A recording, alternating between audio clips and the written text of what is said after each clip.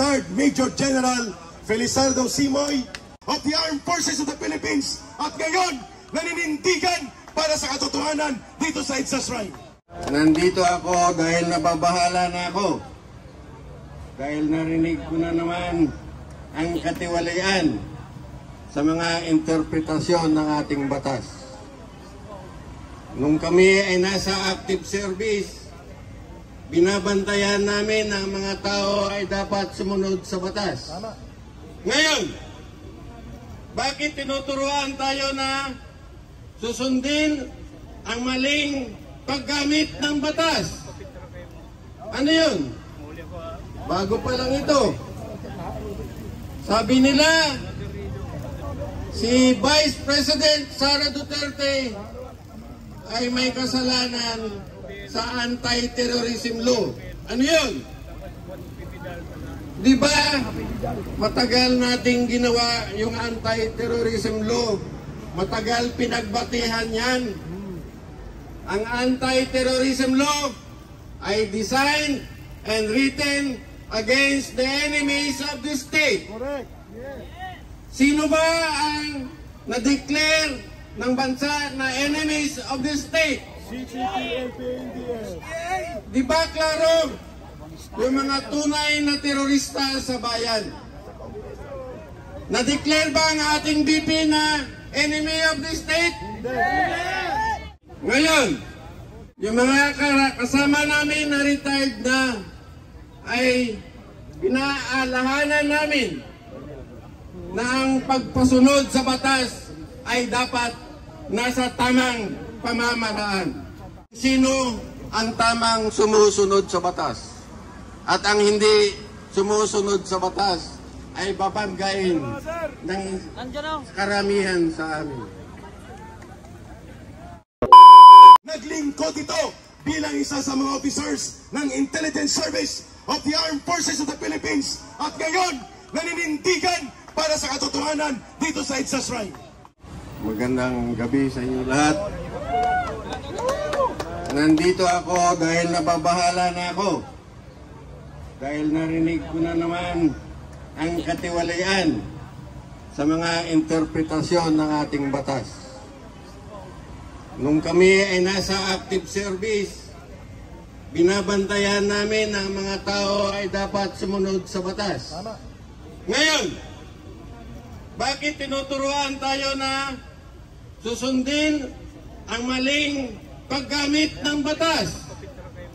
Ano yun? Bago pa lang ito. Sabi nila, si Vice President Sara Duterte ay may kasalanan sa anti-terrorism law. Ano yun? Di ba matagal nating ginawa yung anti-terrorism law? Matagal pinagbatihan yan. Ang anti-terrorism law ay designed and written against the enemies of the state. Correct. Sino ba ang na-declare ng bansa na enemies of the state? Di ba klaro? Yung mga tunay na terorista sa bayan. Na-declare ba ang ating BP na enemy of the state? O bakit sinasabi nila there is violation of anti-terrorism law? Saan napunta ang batas natin? Nasaan ang Supreme Court? Bakit pinababayaan ninyo na binabalasubas ang ating mga batas? Ngayon, yung mga kasama namin na retired na ay pinaalahanan namin na ang pagpasunod sa batas ay dapat nasa tamang pamamaraan. Pero ang batas ay dapat nasusundin ng magpapairal ng batas, ang PNP at ang Armed Forces of the Philippines. Tinuruan tayo na intindihin ang tamang pagpapairal sa batas. Bakit hindi ninyo sinusunod ang pagkakamali sa papairal ng batas. Dapat kayo ang unang pipigil kung ang batas ay naging balasubas sa tingin ng iba. So ngayon, ang kailangan natin ay intindihin kung ano lang ang tama para sa ating bayan. So, titingnan natin kung sino ang tamang sumusunod sa batas. At ang hindi sumusunod sa batas ay babanggain ng karamihan sa amin. Ang tamang pagpapasunod sa batas ay dapat sundin ng lahat. Ang batas ay pinapairal para sa lahat. Ang batas ay dapat intindihin ng lahat. Ang mga lawyers at mga justices, ginagawa lang nila ang tamang interpretation sa batas para sa mga hatol na gagawin ng ating mga judges and justices. Yun lang po.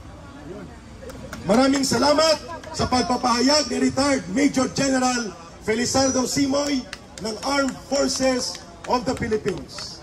Dumami na po tayo, mga kababayan, at magsasalita ulit. Okay naman.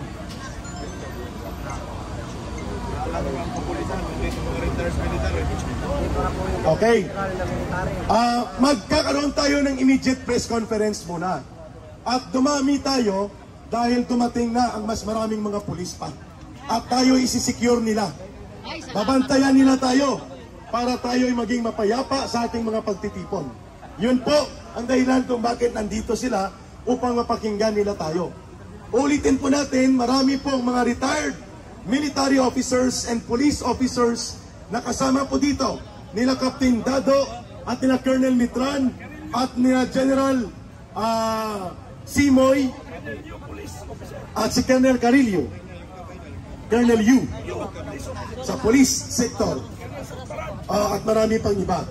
Pero patawag natin muna at bibigyan ng pagkakataon si Captain Dado para sumagot kaya sa paran. Para sumagot sa mga tanong, Captain Dado, samahan kita dito sa tanong. Okay, go. Captain Dado and General Simoy and Colonel Mitran, please come forward para sa isang immediate na media briefing o press briefing sa mga vloggers na nandito. Shoot, Brother BMR ang mauna. Ayan, ito. Okay, go ahead. Ayan, wait lang. may wag.